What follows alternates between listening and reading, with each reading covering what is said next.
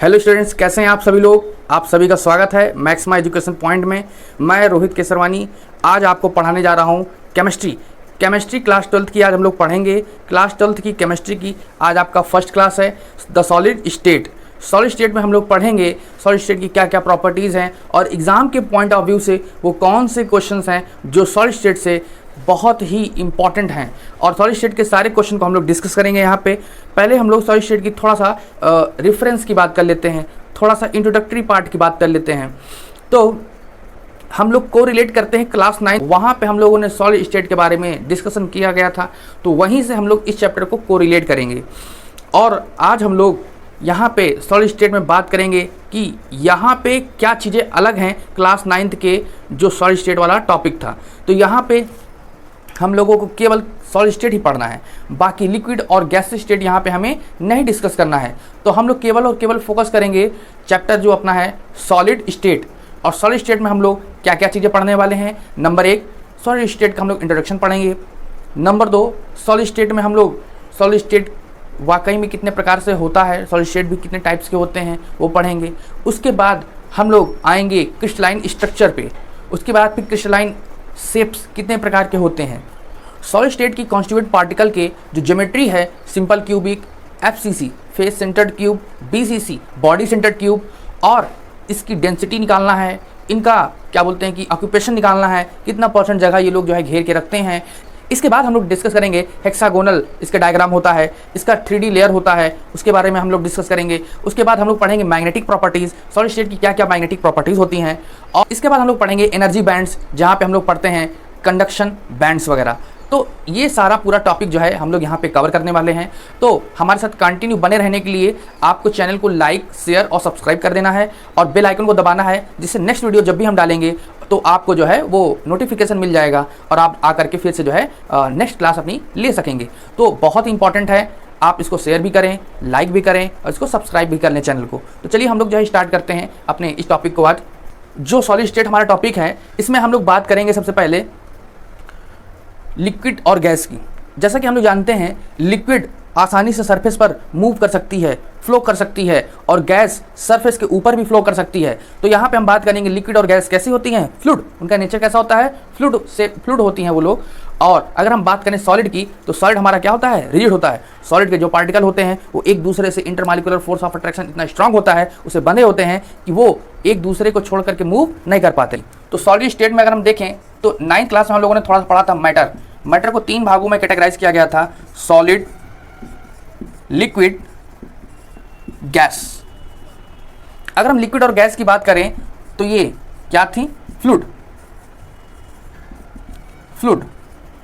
Liquid जो है हमारा वो सरफेस पर मूव कर सकता है, फ्लो कर सकता है, इसलिए ये क्या कहलाएगा, फ्लूइड। गैस भी हमारे सरफेस के ऊपर भी फ्लो कर सकता है, इसलिए गैस भी क्या कहलाएगा, फ्लूइड।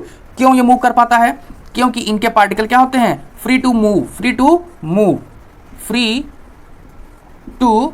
मूव। लिक्विड और गैस के पार्टिकल फ्री होते हैं कहीं भी मूव करने के लिए। लिक्विड के जो पार्टिकल होते हैं काफ़ी क्लोज होते हैं, लेकिन अगर गैस के पार्टिकल की बात किया जाए तो गैस के पार्टिकल बहुत दूर दूर होते हैं, जिसकी वजह से गैस के पार्टिकल सरफेस के ऊपर भी आसानी से फ्लो कर पाते हैं। अगर हम बात करें लिक्विड की, सॉलिड की, अगर हम बात करें सॉलिड की तो सॉलिड हमारा क्या होता है, रिजिड होता है। क्यों रिजिड होता है, क्योंकि इसके जो कॉन्स्टिट्यूएंट पार्टिकल होते हैं, कौन से particle, constituent particle are fixed. तो सॉलिड के कॉन्स्टिट्यूएंट पार्टिकल क्या होते हैं, फिक्स होते हैं। फिक्स होने की वजह से ये कहीं पे भी मूव नहीं कर सकते हैं, ये कहीं पे भी मूव नहीं कर पाएंगे। अब अगर हम बात करें डेंसिटी की तो इनकी डेंसिटी सबसे कम डेंसिटी होती है गैस की, उससे ज़्यादा डेंसिटी है लिक्विड की, और सबसे ज़्यादा डेंसिटी क्या है, सॉलिड की। तो सॉलिड के पार्टिकल बिल्कुल क्लोज होते हैं। अगर हम काइनेटिक एनर्जी की बात करें तो गैस की काइनेटिक एनर्जी सबसे ज़्यादा होती है, जिसकी काइनेटिक एनर्जी सबसे ज़्यादा होगी वो सबसे ज़्यादा आसानी से फ्लो कर सकेगा, उसके पार्टिकल सबसे ज़्यादा इजीली मूव कर पाएंगे। जिसकी काइनेटिक जितना ज़्यादा होगी, काइनेटिक एनर्जी जितनी ज़्यादा होगी उतनी आसानी से मूव कर पाएगा। अगर हम बात करें लिक्विड की तो लिक्विड की काइनेटिक एनर्जी गैस से तो कम होती है लेकिन सॉलिड से ज़्यादा होती है, इसलिए लिक्विड जो है गैस के कंपेरिजन में बहुत कम मूवमेंट कर पाते हैं, क्योंकि गैस के पार्टिकल के पास काइनेटिक एनर्जी कम होती है। अगर हम बात करें सॉलिड की तो सॉलिड जो होते हैं उनके पार्टिकल क्या होते हैं, पूरी तरीके से फिक्स होते हैं, फ्रीज होते हैं एक प्रकार से, और ये कहीं पे भी मूव नहीं कर सकते हैं। ये केवल ऑसिलेट करते हैं, क्या करते हैं, ऑसिलेट करते हैं, मीन पोजीशन के रिस्पेक्ट में, अपने मीन पोजीशन के टू एंड फ्रो ये मूवमेंट कर सकते हैं और उस प्लेस को छोड़कर वो आगे पीछे मूव नहीं कर पाएंगे, उस प्लेस को छोड़कर वो कहीं जा नहीं पाएंगे। तो यहाँ पे समझने वाली बात है कि मैटर में हम लोगों ने पढ़ा था सॉलिड, लिक्विड, गैस। लिक्विड और गैस हमें नहीं पढ़ना है, यहाँ पे हमें फोकस करना है सॉलिड के ऊपर। तो आगे से हम लोग जो है अब सॉलिड के ऊपर चर्चा करना स्टार्ट करेंगे। तो इसको आप लोग स्क्रीनशॉट ले लीजिए, इसके बाद फिर हम लोग नेक्स्ट स्टार्ट करते हैं। अब लोग बात करेंगे केवल सॉलिड की, सॉलिड की कैरेक्टरिस्टिक की बात हम लोग करेंगे। तो हम लोग का पहला यहाँ पे टॉपिक होगा कैरेक्टरिस्टिक ऑफ सॉलिड्स। तो कैरेक्टरिस्टिक ऑफ सॉलिड में अगर आप देखेंगे तो यहाँ पे आप लोग ऐसे लिखेंगे,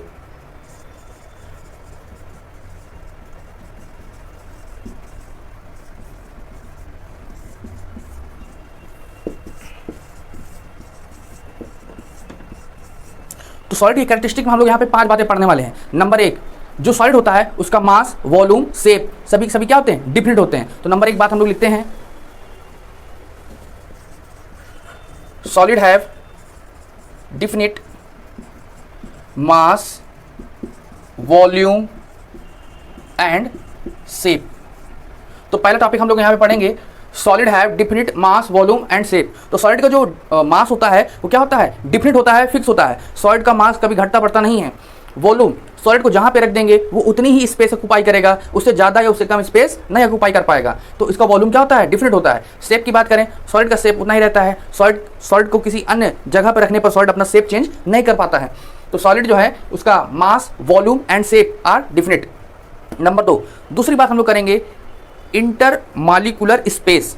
इंटरमॉलिक्यूलर स्पेस क्या होता है, इंटरमॉलिक्यूलर स्पेस दो पार्टिकल के बीच जो ये गैप होता है ना, दो पार्टिकल के बीच जो ये गैप है, इसे ही बोलते हैं इंटरमॉलिक्यूलर स्पेस। तो इंटरमॉलिक्यूलर स्पेस जैसे बोलते हैं इंटरमॉलिक्यूलर डिस्टेंस। तो अगर हम सॉलिड की बात करें, सॉलिड का इंटरमॉलिक्यूलर डिस्टेंस क्या होता है, शॉर्ट होता है। तो इंटरमॉलिक्यूलर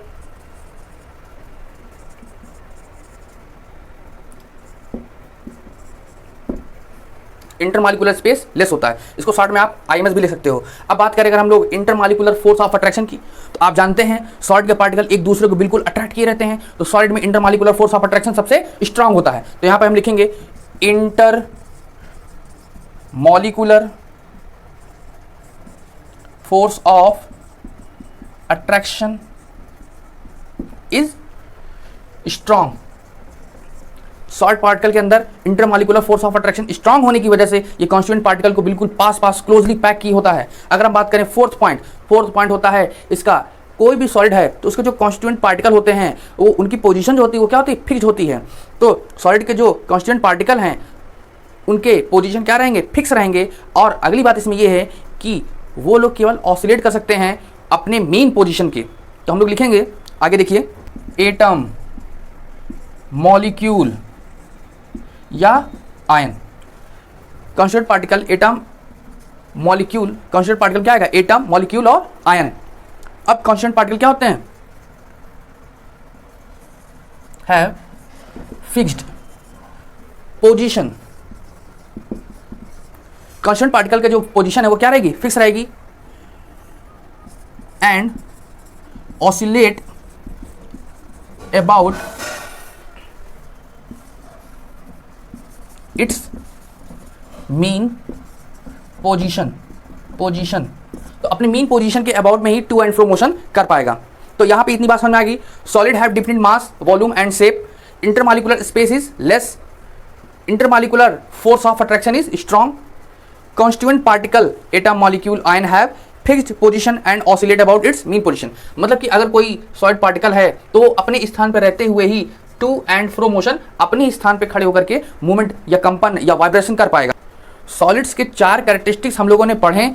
अब सॉलिड के हम लोग जो है 5वां कैरेक्टरिस्टिक समझने वाले हैं। तो 5वें की बात करते हैं, तो जो सॉलिड्स होते हैं वो बिल्कुल क्लोज पैकिंग रखते हैं। उनके जो पार्टिकल होते हैं बिल्कुल पास होते हैं, बिल्कुल क्लोज होते हैं, जिसकी वजह से उनके बीच कोई भी इंटरमॉलिक्यूलर स्पेस नहीं होता है। इंटरमॉलिक्यूलर स्पेस ना होने की वजह से वो अब कंप्रेस नहीं किए जा सकते हैं। जिन चीज़ों को आप कंप्रेस नहीं कर सकते हैं वो क्या कहलाएंगी, इनकम्प्रेसिबल। और उसको हम लोग और एक क्या नाम देते हैं, रिजिड। तो solids are incompressible and rigid. तो यहाँ पे लिखेंगे, solids are incompressible and rigid. तो सॉलिड्स जो होते हैं वो इनकम्प्रेसिबल होते हैं, जो कंप्रेस ना हो सके, रिजिड, जिसका शेप चेंज ना हो सके, they are called rigid substance. तो सॉलिड क्या होते हैं? इनकम्प्रेसिबल होते हैं, रिजिड होते हैं। अब आगे हम लोग देखेंगे टाइप ऑफ सॉलिड्स। सॉलिड जो है कितने पार्ट में इसको डिवाइड किया गया है? तो सॉलिड को हम लोगों ने मेनली दो पार्ट में डिवाइड किया है। एक होता है क्रिस्टलाइन सॉलिड और एक होता है एमार्फस सॉलिड्स। क्रिस्टलाइन सॉलिड का एग्जांपल है NaCl। एमार्फस सॉलिड का एग्जांपल है ग्लास, प्लास्टिक। NaCl का अगर हम लोग स्ट्रक्चर यहां पे देखें तो पाएंगे Na+Cl-, Na+Cl-। ये one directional Na+Cl-, Na+Cl-, Na+Cl-, one dimensional एक लीनियर स्ट्रक्चर इसका बनेगा। और उसके बाद अगर हम इसके नीचे भी पार्टिकल को जोड़ते जाए तो Na+ के नीचे Cl-, Cl- के नीचे Na+, Cl- के नीचे Na+, Na+ के इधर हो जाएगा Cl-। तो ये अल्टरनेट क्रम रहेगा Cl-, Na+, Na+, Cl-, Na+, Cl-, Na+, Cl-। तो ये 2D लेयर बन जाएगी। अब इसके ऊपर और नीचे भी जस्ट अपोजिट होगा। अगर यहाँ पे Na+ है तो इसके ऊपर क्या होगा? Cl- और इसके नीचे क्या होगा? Cl-। और इस तरीके से आप देखें, अगर मान लीजिए यहाँ पे Cl- इसके ऊपर क्या होगा? Na+ और इसके नीचे क्या होगा? Na+। तो यहाँ पे एक 3D लेयर बन जाएगी। तो और इसका जो विस्तार है, इसका जो एक्सटेंशन है, वो आप देखोगे बहुत ही लॉन्ग रेंज तक ये कॉन्स्टिट्यूएंट पार्टिकल जो सॉलिड्स के हैं, क्रिस्टलाइन सॉलिड्स के हैं, ये एक रेगुलर ऑर्डर को मेंटेन करके रखते हैं। तो यहाँ पे काम की बात हमारे लिए है, जो क्रिस्टलाइन सॉलिड होते हैं वो लॉन्ग रेंज तक अपने ऑर्डर को मेंटेन करके रखते हैं, अपने अरेंजमेंट को मेंटेन करके रखते हैं। लेकिन वहीं पे ग्लास है, प्लास्टिक है, तो इनका जो अरेंजमेंट होता है वो शॉर्ट रेंज होता है। ये बहुत ही शॉर्ट रेंज तक ही अपने रेगुलर ऑर्डर को मेंटेन कर पाते हैं। उसके बाद उनका जो ज्योमेट्रिकल अरेंजमेंट है वो डिस्टर्ब हो जाता है। तो यहाँ पे समझने वाली बात ये है कि जो क्रिस्टलाइन सॉलिड होता है वो लॉन्ग रेंज तक ऑर्डर मेंटेन करता है या अरेंजमेंट को मेंटेन करता है, और एमार्फस जो है शॉर्ट रेंज तक अरेंजमेंट को मेंटेन करता है। तो ये जो है ज़्यादा ऑर्डर्ड है, ये लेस ऑर्डर्ड है। ये ज़्यादा मतलब कि दूरी तक ऑर्डर को मेंटेन करता है। तो यहाँ पे हम लोग लिख सकते हैं long range order arrangement, long range order arrangement of constituent particle. और इसमें क्या लिखेंगे? Short range order arrangement of constituent particle. ठीक, पार्टिकल। अब इसको नोट करने के बाद हम लोग जो है इसका डिफरेंस देखेंगे, क्रिस्टलाइन सॉलिड और एमार्फस सॉलिड में डिफरेंस आखिर होता क्या है। चलिए देखते हैं crystalline solid and amorphous solid में डिफरेंसेस क्या क्या होते हैं, तो इनकी भी डिस्टिंक्शन क्या क्या है। तो शेप की अगर हम बात करेंगे तो क्रिस्टलाइन सॉलिड का जो शेप होता है डिफिनिट होता है, और वो कैरेक्टरिस्टिक होता है उसके ज्योमेट्रिकल शेप, उसका जो कॉन्स्टिट्यूएंट पार्टिकल का जो ज्योमेट्री होगा, जो शेप होगा, उसके कैरेक्टर को बताता है। अगर हम एमार्फस सॉलिड की बात करें तो उसका जो शेप होता है, जिसके कॉन्स्टिट्यूएंट पार्टिकल का शेप होता है, वो कैसा होता है? इरेगुलर शेप होता है। अगर हम बात करें मेल्टिंग पॉइंट का, तो क्रिस्टलाइन सॉलिड का मेल्टिंग पॉइंट क्या होता है? शार्प होता है। कैसा होता है? शार्प होता है। शार्प होता है। और उसका क्या होता है? कैरेक्टरिस्टिक, उसके जो कैरेक्टरिस्टिक प्रॉपर्टी होता है।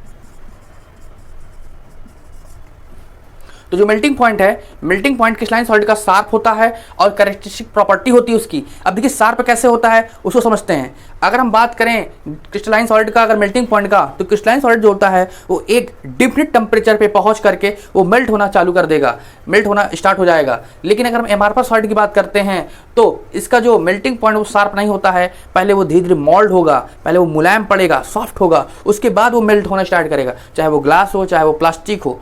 तो हम लोग यहां पे बोलेंगे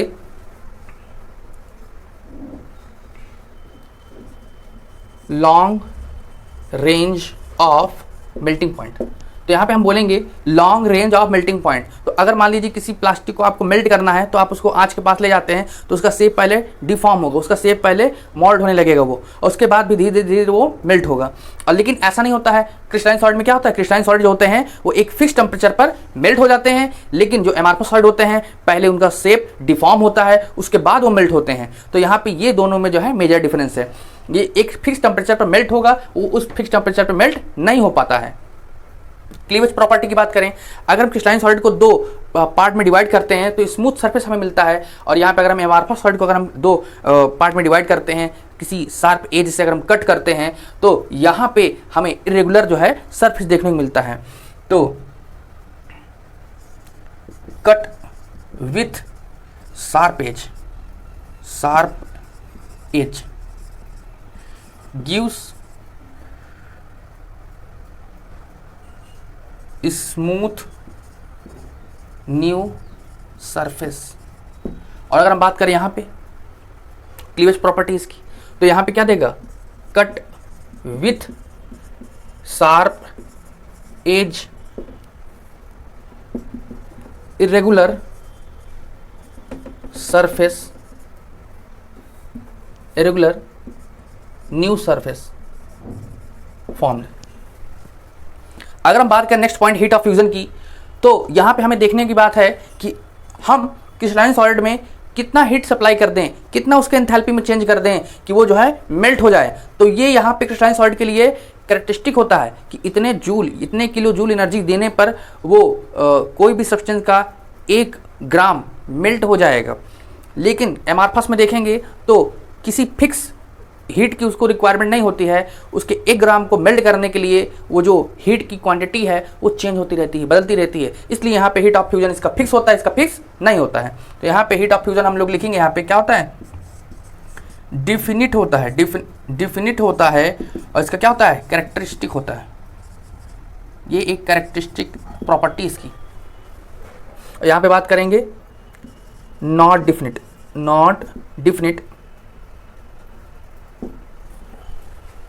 अगर हम एनिसोट्रॉपिक नेचर की बात करें, अगर हम एनिसोट्रॉपिक नेचर की बात करते हैं तो ये होता है एनिसोट्रॉपिक इन नेचर, ये होता है आइसोट्रॉपिक इन नेचर। अब एनिसोट्रॉपिक और आइसोट्रॉपिक जो प्रॉपर्टी है इसको हमें पहले बताना था, तो इसको हम पहले नहीं बताएं, तो इसको जो है हम इसके बाद बता देंगे या नेक्स्ट क्लास में बता देंगे। तो अभी देखो अरेंजमेंट ऑफ कॉन्स्टिट्यूएंट पार्टिकल, तो कॉन्स्टिट्यूएंट का जो पार्टिकल का जो अरेंजमेंट है वो लॉन्ग रेंज अरेंजमेंट शो करता है, और ये जो है शॉर्ट रेंज अरेंजमेंट को शो करता है। तो इस प्रकार से ये सारी प्रॉपर्टीज आप लोगों को मैंने सिखाया। इसमें फर्स्ट पॉइंट की अगर बात करें, क्रिस्टलाइन सॉलिड है और एमआरएफएस सॉलिड है, अगर इन दोनों को देखा जाए तो इसमें जो नंबर 1 पॉइंट है शेप, तो शेप की अगर हम बात करें तो इसका जो क्रिस्टलाइन सॉलिड होता है डिफिनिट कैरेक्टरिस्टिक होता है इसका, और इसका शेप जो है फिक्स होता है, और यहाँ पे इसका शेप कैसा होता है, इरेगुलर ज्योमेट्रिकल शेप होता है कॉन्स्टिट्यूएंट पार्टिकल्स का। ठीक, इसके बाद अगर हम बात करें नंबर 2, शार्प मेल्टिंग पॉइंट होता है। अगर मेल्टिंग पॉइंट की बात करें तो क्रिस्टलाइन सॉलिड में शार्प मेल्टिंग पॉइंट देखने को मिलता है, और एमआरएफएस में हमें शार्प मेल्टिंग पॉइंट नहीं देखने को मिलता है। मतलब एक फिक्स टेम्परेचर पर एमआरएफएस मेल्ट नहीं होते हैं, वो पहले मोल्ड होंगे, पहले उनका शेप डिफॉर्म होगा। जैसे आप लोगों ने देखा होगा आज के पास अगर कोई प्लास्टिक का कुछ रखा रहता है बर्तन वगैरह, तो उसका शेप पहले डिफॉर्म होगा, चेंज होगा, फिर वो जो है धीरे धीरे मेल्ट होता है। तीसरी बात क्लीवेज प्रॉपर्टी, आप किसी क्रिस्टलाइन सॉलिड को ले लो और एक अलग जो है आप एमआरएफएस सॉलिड को ले लो, उसको आप शार्प एज से कट करेंगे। जब कट करेंगे जो दोनों नए सरफेस मिलेंगे बिल्कुल क्या होंगे, स्मूथ होंगे। और अगर आप कोई एमआरएफएस सॉलिड को कट करेंगे तो उसके जो दो नए सरफेस होंगे वो इरेगुलर होंगे, रफ सरफेस आपको देखने को मिलेगा। Number 4, heat of fusion.